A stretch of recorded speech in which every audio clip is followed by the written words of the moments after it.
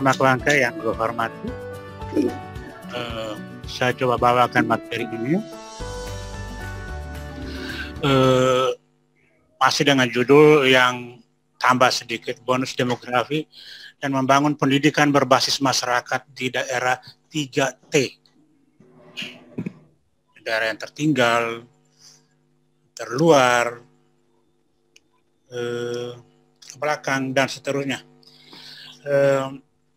Saya mau kasih disclaimer, saya mau kasih beberapa catatan sebelumnya. Pertama, menyangkut demografi dan persoalan tantangan pendidikan kita sudah disampaikan oleh Ama Alphonse tadi tentang kita punya potensi, tapi bagaimana potensi itu dipersiapkan sehingga nanti jadi modal dan bukan jadi beban. Lalu kemudian ada aspek yang nanti saya bicarakan di dalam nanti, agak teknis memang, menyangkut dunia kerja abad 21 yang memiliki tantangan yang berbeda sekali dengan apa yang kita alami dalam abad-abad sebelumnya.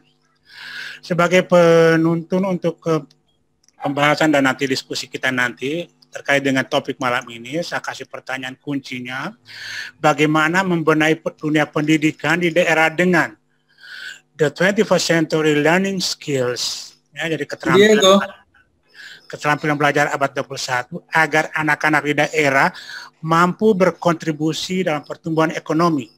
Ya. Jadi tidak sekedar tamat, tetapi nanti ikut jadi pemain, bukan menjadi peserta atau malah jadi beban.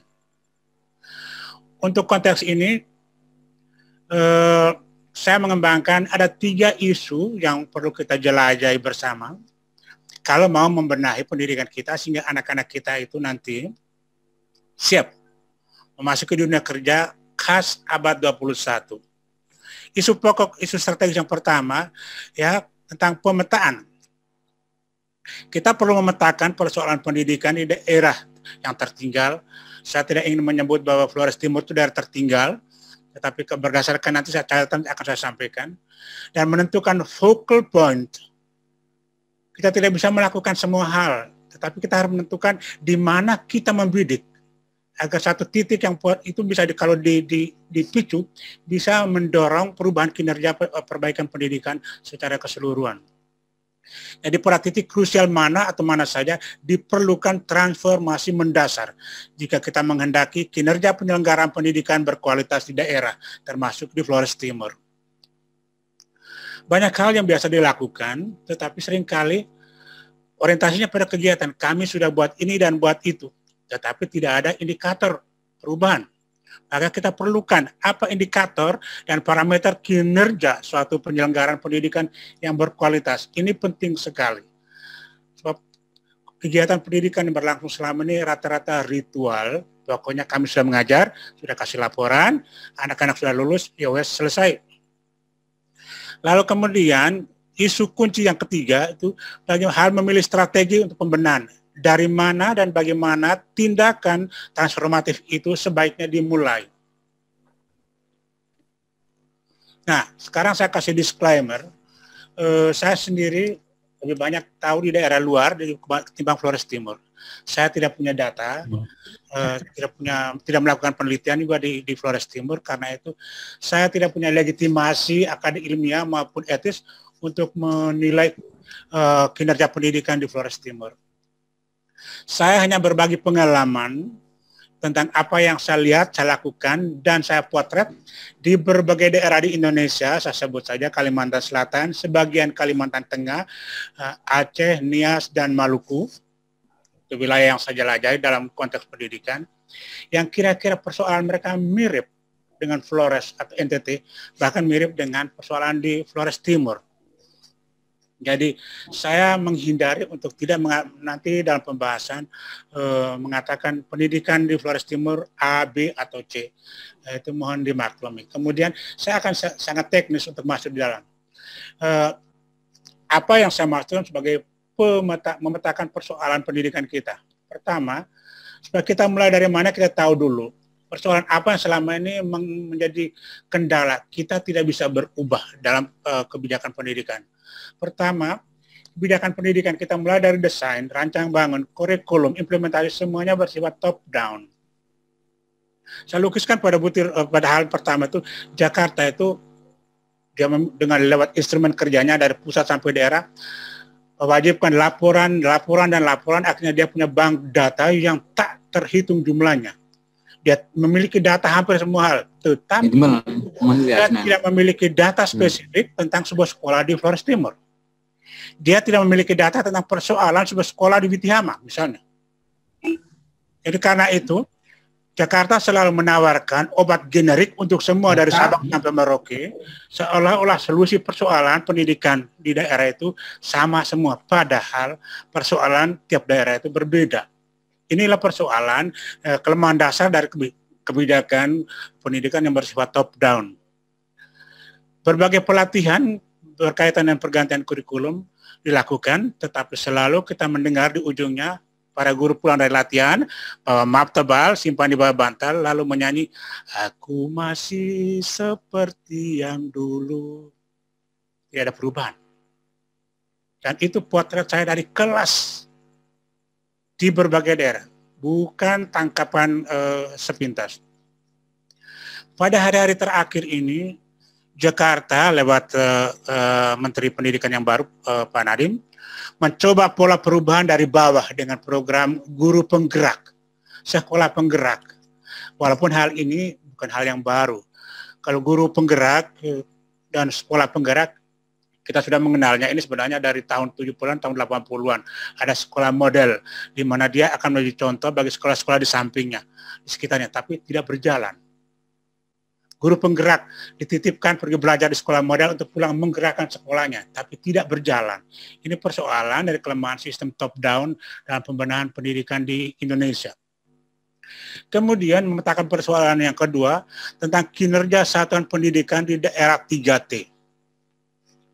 Apa yang dialami oleh guru-guru dari Sabang sampai Merauke hampir sama. Para guru itu tersandra dengan tugas administrasi.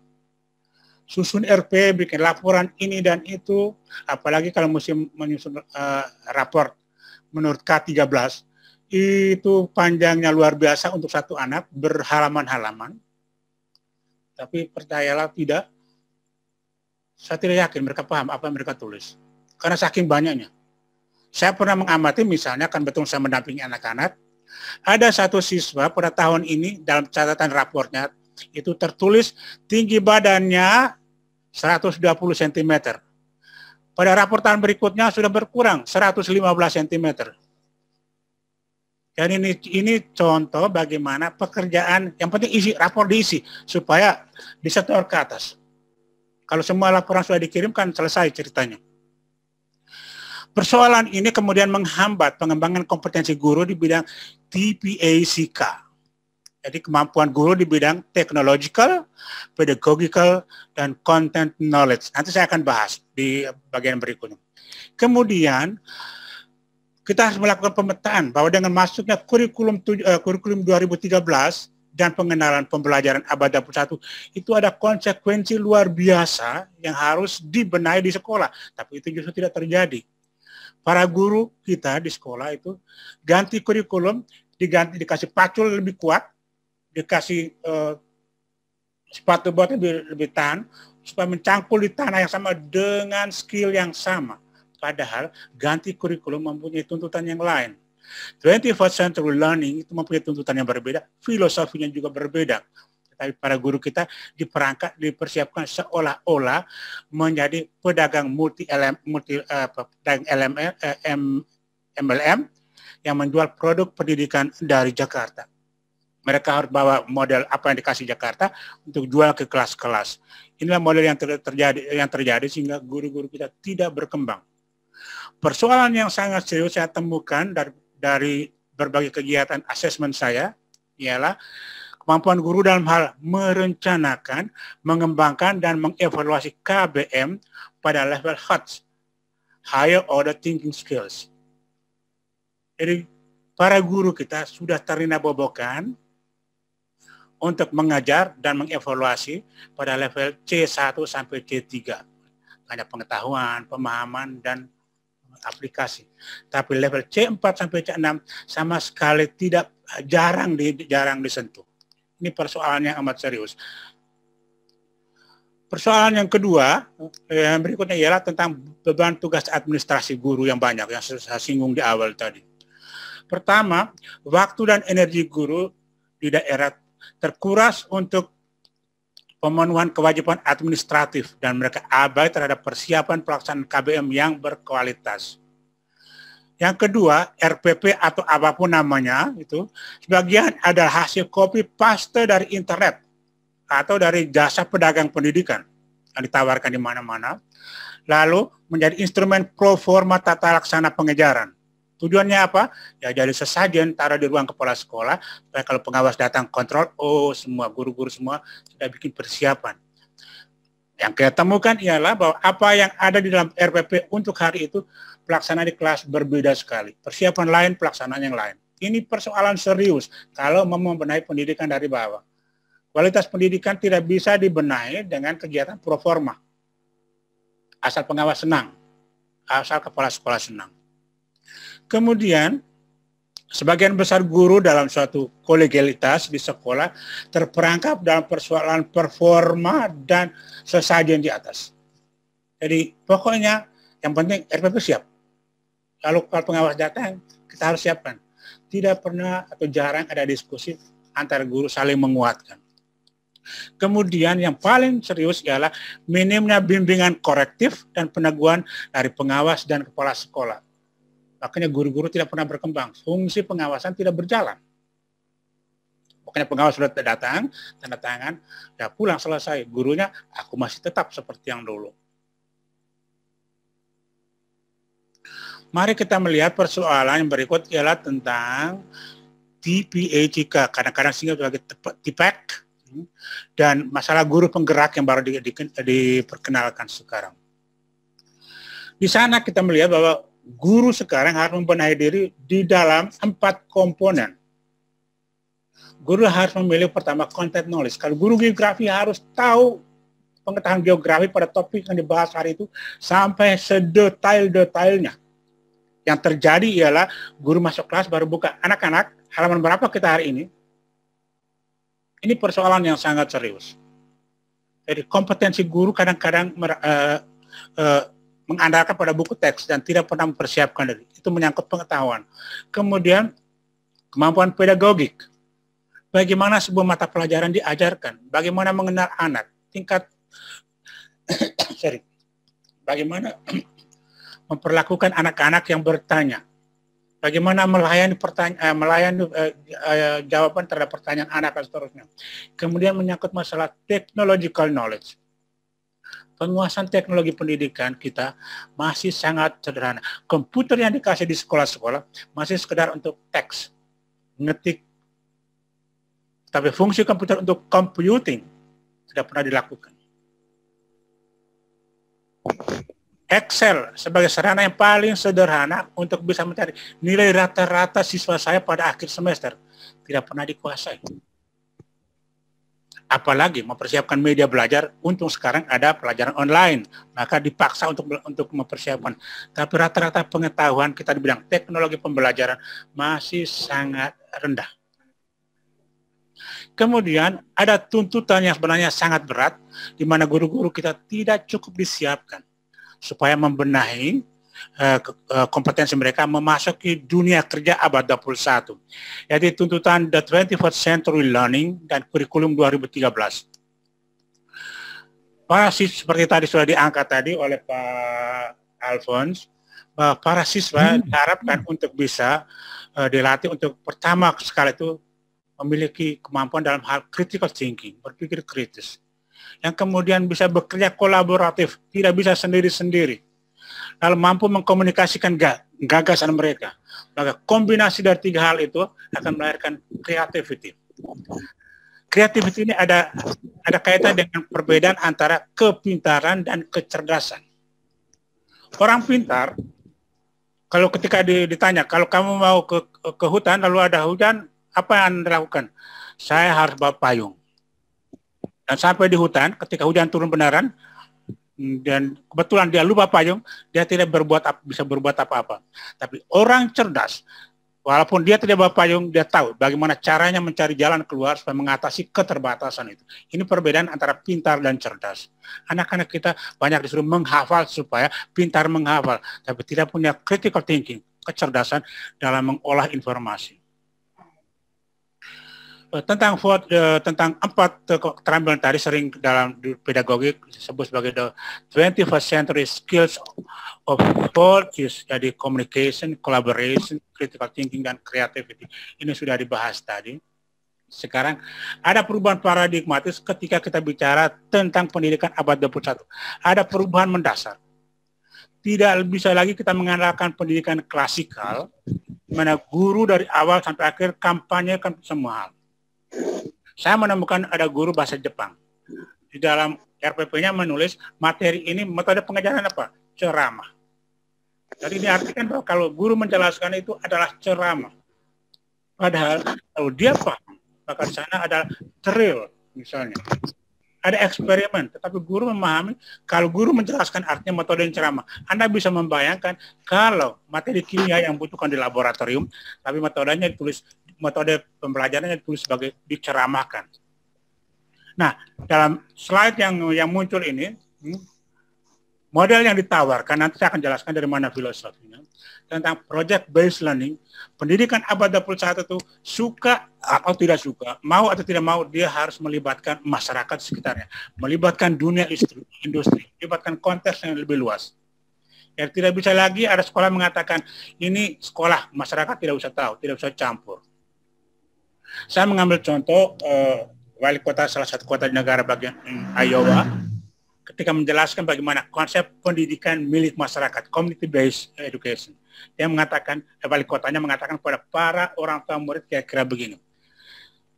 Mimpi besar saya ialah kalau setiap orang yang tinggal di kota ini dan lewat di perempatan jalan ini dan melihat ke arah gedung itu, mereka akan mengatakan itu sekolah kami. Di Indonesia itu sekolah si A. Sekolah itu menumpang ada di kampung, di kota, di desa ini. Tapi masyarakat tidak punya akses dan merasa memiliki sekolah itu. Ini persoalan. Kalau kita memasuki dalam pendidikan abad 21, maka sekolah itu adalah bagian dari tata kelola bersama masyarakat. Ini yang harus dibenahi. Kemudian, persoalan tentang pemahaman K13 tahun 2013 dan konsep the 21st century learning. Ini persoalan serius bahwa para guru kita dialihkan dari kurikulum 74, 84, kemudian dari KTSP, lalu pindah lagi ke K13, tapi para guru kita tidak pernah dibekali dengan kemampuan, dengan pemahaman di belakang konsep-konsep.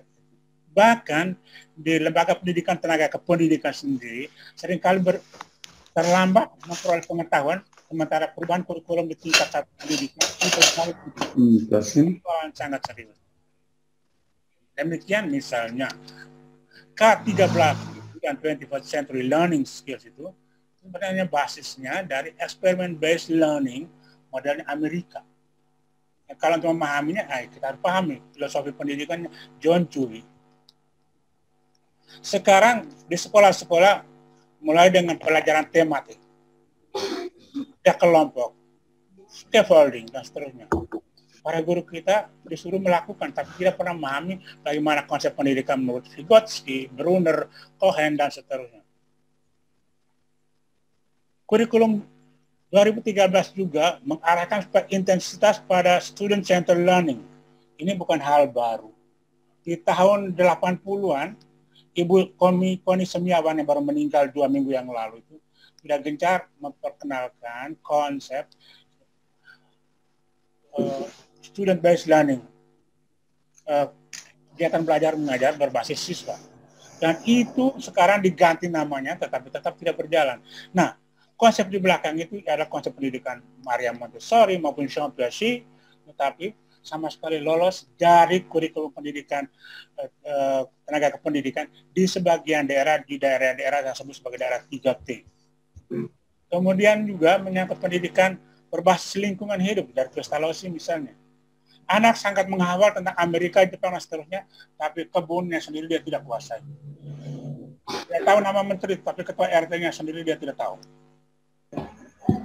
betul ini contoh keterasingan kita belajar hal lain di luar kita, tapi kita tidak mengenal lingkungan kita. Bahkan di tingkat SD, anak sampai SMP anak belajar sampai logaritma, tapi di pasar orang tidak pernah tanya singkong itu log berapa. Jadi ini itu senjangan luar biasa antara konsep pendidikan dengan apa yang seharusnya dipelajari. Kemudian yang paling parah saat ini ialah menyangkut learning taxonomy. Pak Robi, suaranya kurang jelas. Kurang jelas, sorry. Bisa? Makasih. Ya. Oke. Sekarang sekarang persoalan dihadapi oleh semua guru itu menyangkut tuntutan mengajar pada level HOT, tidak lagi pada LOTS. LOTS itu lower order thinking skill dan HOT itu higher order thinking skill. Persoalan bukan saja membedakan antara kemampuan berpikir skala rendah dan tinggi, tetapi istilah taksonomi Bloom itu sendiri bagi banyak guru di daerah 3T ini masih barang baru. Mereka tidak pernah mengenal kata taksonomi Bloom. C1, C2 itu seperti apa? Ini persoalan serius. Jadi kalau mau benahi dari bawah, kurikulum apapun juga, sejauh dia masih memakai taksonomi Bloom untuk perencanaan hasil belajar, maka konsep taksonomi Bloom harus dikuasai. Dan ini sebenarnya missing dari konsep pendidikan kita, praksis pendidikan kita di lapangan. Apa yang dimaksudkan dengan HOTS dan LOTS bagi kalangan pendidikan bukan barang baru lagi. Kalau ke higher order thinking, lower order thinking skill itu menyangkut C1 sampai C3, kalau kemampuan lebih tinggi, dan itu yang menjadi prioritas K13 itu, ialah kemampuan menganalisis, kemampuan mengevaluasi, dan kemampuan menciptakan. Ini yang justru masih sangat lemah di sekolah-sekolah kita. Ini pengalaman empirik saya dalam mensupervisi, training, dan membuat asesmen terhadap sekolah-sekolah di pedalaman.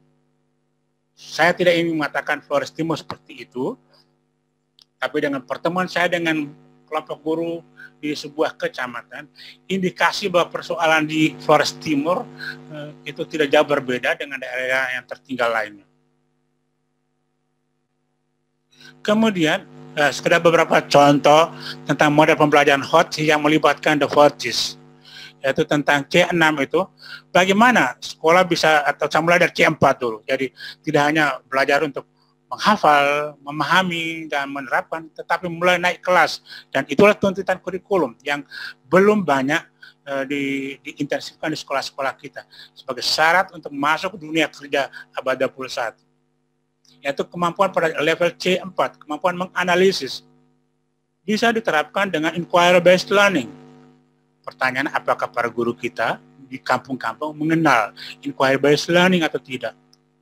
Kemudian pada level C5, kemampuan mengevaluasi.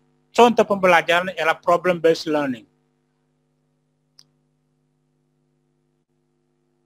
Kemudian pada yang tertinggi itu C6 itu kemampuan menciptakan. Contoh yang paling banyak dan ini gencar sekali dilakukan di Amerika itu project-based learning. Dengan memakai project ini maka sebenarnya filosofi dari John Dewey tentang experience-based learning itu tercapai di situ. Anak akan memiliki pemahaman dan keterampilan maksimal jika ia terlibat di dalam sebuah proyek menciptakan sesuatu, bukan menghafal sesuatu. Ini persoalan yang perlu kita tingkatkan di tingkat sekolah kita. Kemudian, apa yang harus kita lakukan? Saya mengatakan bahwa ada masalah yang menjadi mentah dalam konteks ini ya, pendidikan, ialah ketika guru dilepas oleh PTK tanpa bekal pengetahuan yang kuat mengenai teori belajar, learning psychology, kemudian learning outcome taxonomy, misalnya Bloom, atau taksonomi Vygotsky juga misalnya, kemudian desain kegiatan belajar mengajar untuk learning outcome pada level C4 sampai C6. Kemudian kemampuan menyusun alat evaluasi sesuai taksonomi Bloom, ya mata mau taksonomi Bloom masih tetap berlaku sekarang, dan memperhatikan tingkat kedalaman atau kesulitan tes item dalam memeriksa soal tes atau blueprint, nama keren Indonesia lainnya itu kisi-kisi soal. Di zaman saya dulu masih di S1 dulu, dosen-dosen saya juga masih meraba-raba tentang tingkat kesukaran soal. Jadi pada waktu itu soal itu dikatakan susah kalau sekian persen siswa tidak bisa menjawab. Maka soal itu dikatakan susah. Maka dikurangi proporsinya soal mana yang susah, gampang, mana yang susah menurut kelas. Padahal konteks susah, kesulitan belajar ini harus diganti menjadi tingkat kedalaman pemahaman. Ini persoalan yang sangat serius yang terjadi pada sekolah-sekolah kita dulu dan sampai sekarang. Kemudian persoalan yang berikut ialah mengolah dan memanfaatkan hasil evaluasi belajar untuk perbaikan kualitas pembelajaran di kelas. Setiap akhir semester, guru mengumpulkan nilai-nilai, membuat laporan pendidikan. Pertanyaan saya, kalau Anda orang berurusan dengan statistik, maka angka-angka itu adalah modal analisis Anda. Tidak pernah kita dengar bahwa hasil rapor itu dipakai untuk mengevaluasi. Kenapa anak ini tertinggal untuk mata pelajaran ini? Setelah diselidiki ternyata semua anak, nilai mereka bagus semua, tapi khusus mata pelajaran ini, nilai mereka jeblok semua. Ada apa dengan guru matematika misalnya? Ada apa dengan guru bahasa Inggris? Ini data-data statistik yang paling sederhana di level sekolah yang tidak pernah dimanfaatkan untuk evaluasi pendidikan. Kita harus mulai benahi dari sana. Apa yang diharapkan, kalau saya katakan tadi menyangkut kedalaman, lihat dalam gambar yang berikut ini. Dari C1 sampai C6, dan ke bawah itu tentang kedalaman. Selama ini praktek pelajaran itu masih berpusat pada how much students can learn. Siswa bisa belajar apa saja, berapa banyak, bisa menghafal berapa. Padahal yang dituntut dalam K13 itu how good, jadi bukan berapa banyak, tapi seberapa baik, seberapa dalam siswa menguasai sebuah pelajaran. Saya mengambil contoh di Jerman. Anak-anak itu diberi tugas untuk bikin proyek belajar tentang cabai. Ketika mereka presentasi, para guru besar ilmu pertanian terkagum-kagum. Kenapa? Anak itu mampu mencari di dalam biji cabai itu bagaimana bentuknya, isinya seperti apa, unsur apa saja ada di dalam sana. Jadi anak-anak itu begitu mendalam, bukan saja tahu bahwa cabai itu bumbu masak, tetapi apa saja di dalam cabai itu. Ini sebuah contoh bagaimana tingkat kedalaman yang diutamakan. Hal yang paling sederhana yang bisa dilakukan oleh guru untuk meningkatkan kualitas pembelajaran ialah berhentilah dengan menyusun soal. Apa yang dimaksudkan, siapakah, di mana, dan seterusnya. Tapi mulai dengan mengajukan pertanyaan, mengapa? Kalau guru bisa bergeser ke level itu, maka anak-anak diajar berpikir. Kalau hanya sekedar menghafal saja, habis semester, tutup buku, pulang rumah, maka anak pulang dengan hafalan. Nanti, habis semester, silakan muntahkan kembali apa yang telah dijejalkan ke dalam otak anak-anak.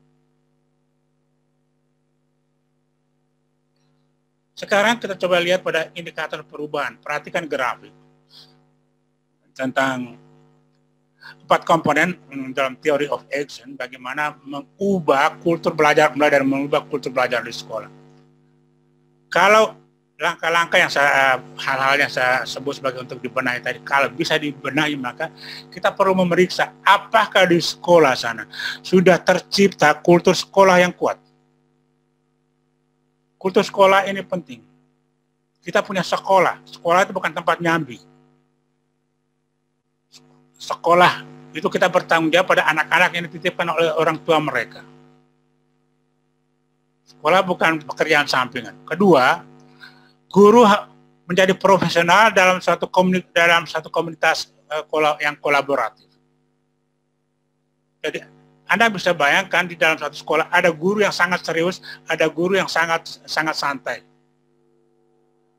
Saya mau sharing pengalaman. Di suatu daerah di pedalaman, saya tidak mau sebut namanya, ada seorang guru kelas 3, ketika menjelang istirahat jam 10, dia sudah hilang dari kelas.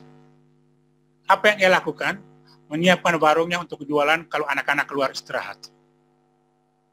Kemudian sudah bunyi bel masuk kelas, gurunya belum masuk. Kepala sekolahnya cari, mana guru kelas ini, anak-anak ribut. Menemukan gurunya di warungnya. Kenapa kau tidak masuk mengajar? Apa kata guru itu? Ya anak-anak masih belanja. Ini contoh yang paling ekstrim bagaimana kita memiliki guru yang tidak profesional.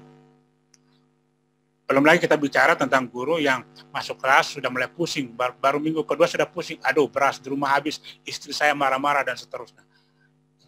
Bagaimana mungkin dia bisa fokus belajar, mengajar. Kemudian indikator perubahan yang ketiga itu, guru mampu merancang pengalaman pembelajaran yang bermakna bagi siswa. Ini kata pelajaran bermakna, ini penting sekali. Kalau sekedar menghafal pulang ya selesai.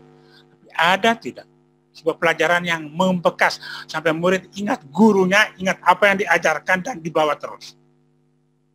Ini persoalan kemampuan didaktik yang perlu ditingkat pada guru-guru kita.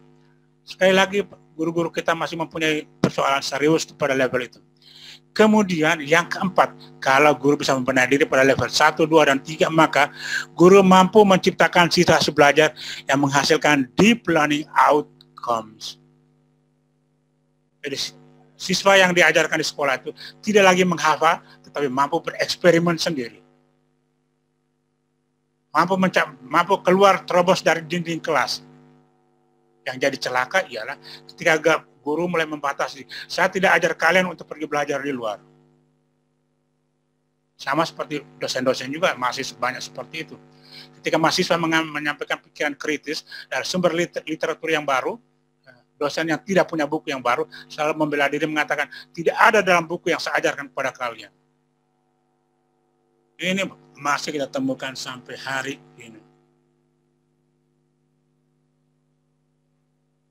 Kemudian pertanyaan yang terakhir, jadi apa yang bisa kita lakukan untuk meningkatkan kinerja pendidikan agar anak-anak kita itu nanti tidak jadi beban demografi? Pertama, lakukan pemetaan masalah kinerja pelaksanaan pendidikan pada tingkat satuan pendidikan, dimulai dari KBM di ruang kelas. Hasil yang diharapkan ialah peta kekuatan dan kelemahan pelaksanaan KBM di kelas. Ini hal yang pertama yang saya sarankan untuk dilakukan. Yang kedua, identifikasi kekuatan apa yang dimiliki sekolah untuk mengatasi masalah tersebut. Yang ketiga, tingkatkan kompetensi guru dan siswa dalam pembelajaran HOTS, dari LOTS ke HOTS. Salah cetak. Yang keempat, perlunya kolaborasi antar guru dan dengan sekolah terdekat dan atau dengan masyarakat untuk meningkatkan kualitas pendidikan di kelas. Kemudian, libatkan komunitas atau masyarakat secara luas dan konstruktif. Ini beberapa hal yang bisa dilakukan untuk mempersiapkan sekolah kita siap memasuki dunia kerja abad 21. Demikian pesan yang terakhir, knowing the answer will help you in school. Bisa menjawab semua pertanyaan Anda, terbantu lulus naik kelas. Tetapi knowing how to question will help you in life. Ini yang masih kurang di kelas-kelas kita. Terima kasih.